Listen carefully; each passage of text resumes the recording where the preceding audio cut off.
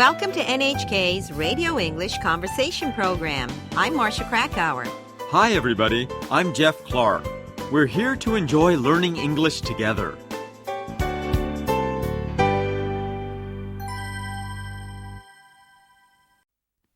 The Ad Show. Joel bumps into Marco and Amy in the hallway of the agency. Hey, guys, look what I'm holding in my hand. Aren't those tickets to the Ad Awards show? And I've got 3. One for me and one for each of you. Those tickets are expensive. Did the agency spring for them?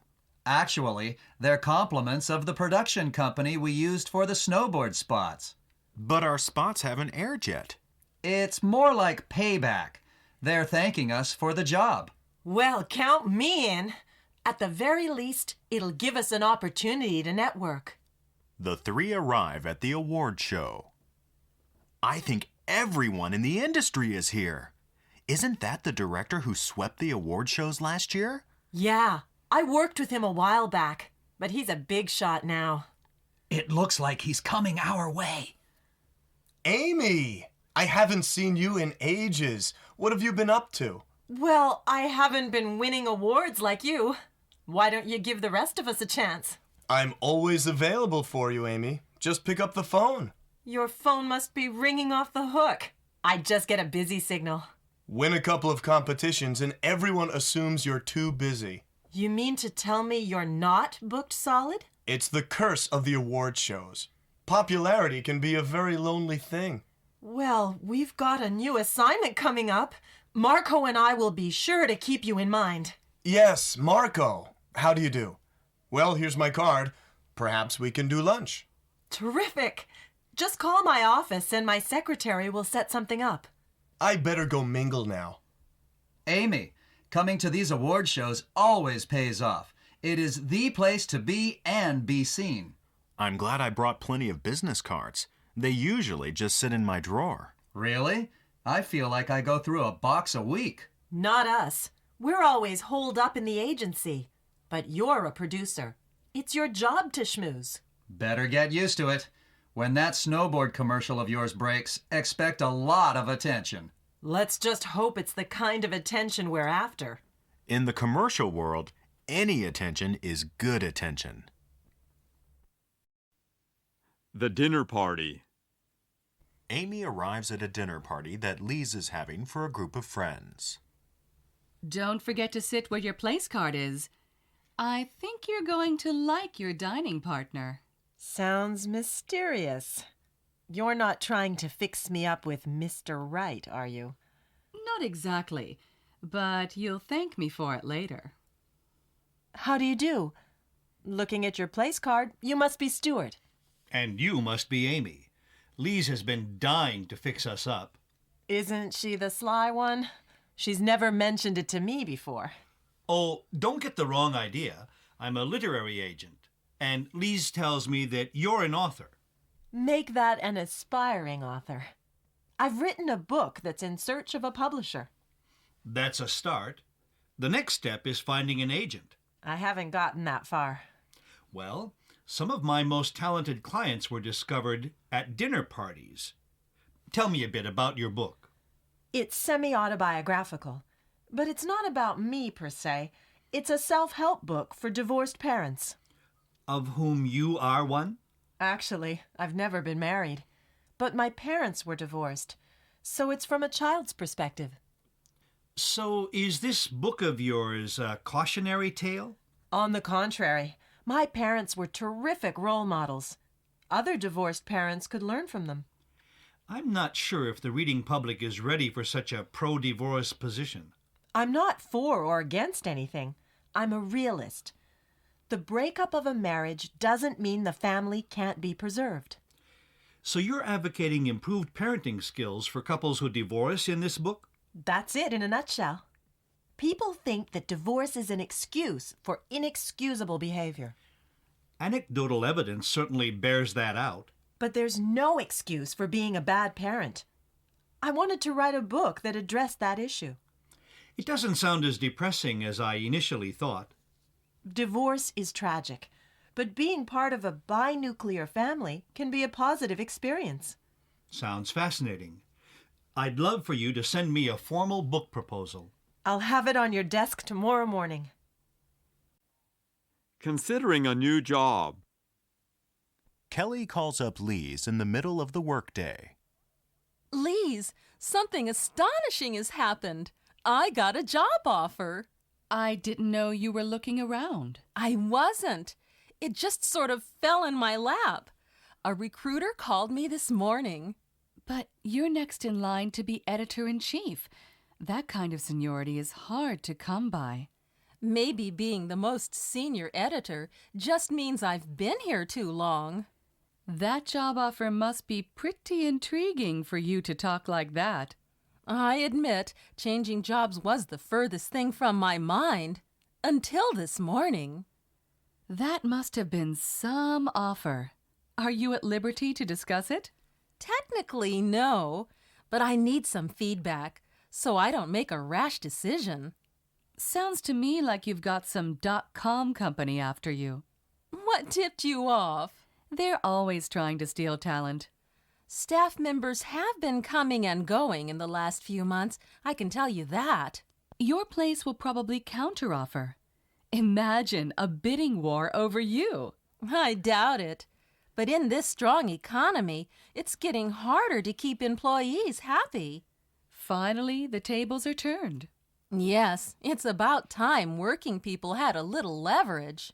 Gone are the days of being loyal to one place forever.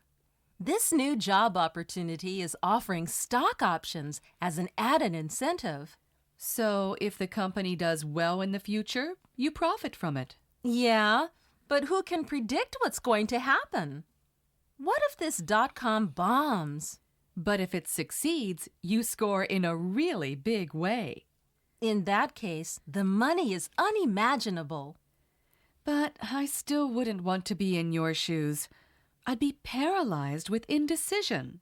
I am. Staying here means a big promotion and stability. They really respect you, Kelly. It'd be a tough job to leave. Then again, I feel like this is a once-in-a-lifetime opportunity. Probably by this time tomorrow, you'll have settled on a course of action. Don't bet on it. Getting let go. Sam, an agency producer, bursts into Joel's office. Did Larry tell you? They let a bunch of people go. I knew there'd be some repercussions when the agency lost that big account. Yeah, but the production department can't afford to lose anyone. I guess management has a different take on it. An assistant producer, Tara, walks in on their conversation. Hey, guys. It looks like you heard the bad news. We heard, but no one's named any names yet. Then you don't know. I'm one of the people who was laid off. You can't be serious. Tara, you're my #1 assistant. I can't function without you. It's a done deal. I start collecting unemployment checks in 2 weeks. Not if I've got anything to say about it. I'll take this all the way to the CEO. This is quite staggering, Tara. Why are you so calm? I'm not exactly happy about it, but I don't have a choice. I'm not even a human being to them. It's all just number crunching. Did they offer you any severance or anything like that? I haven't worked here long enough. All I got was 2 weeks' notice. What if I talked to the head of the department? Would you be willing to stay? Maybe. To be honest, it was kind of a relief to get fired. It was just the push I needed. That's not true, Tara. You're an incredibly proactive person. Okay. So I'm rationalizing a bit. It's my way of absorbing the shock. Let's see what I can do. I'm no agency ombudsman, but you never know unless you try. You're going to stand up for me? Don't be too quick to thank me. I may end up getting the boot myself. Later that day, Joel returns from a long meeting with the head of the production department. Great news, Tara! I convinced management that you are indispensable. Does that mean I've got my job back? Effective immediately. They may even throw in a small raise for all they've put you through. You're in the wrong business, Joel. You should go into labor relations. I'm more stunned than when I got fired. How can I thank you? Just keep up the good work.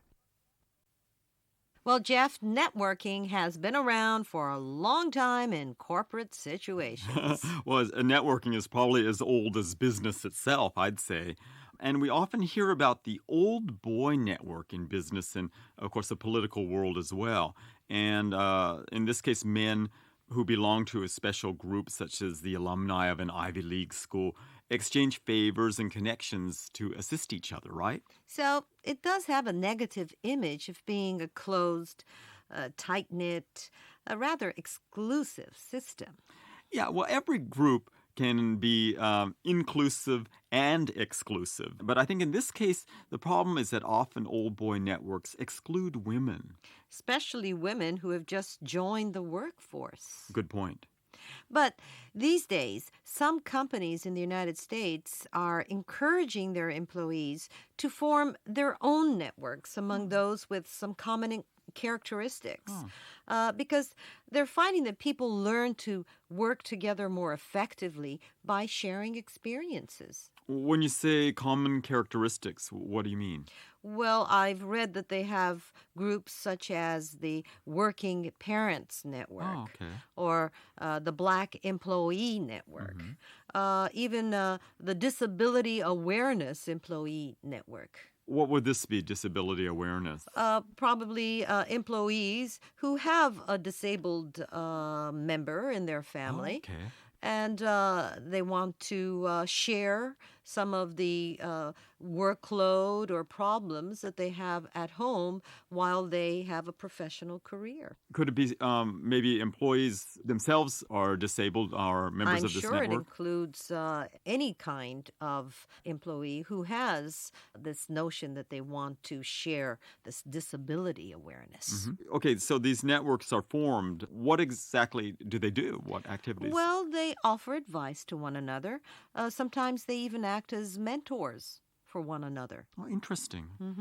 And, these networks not only help employees with a common interest, but also provide a forum for communication between employees and the company's senior executives.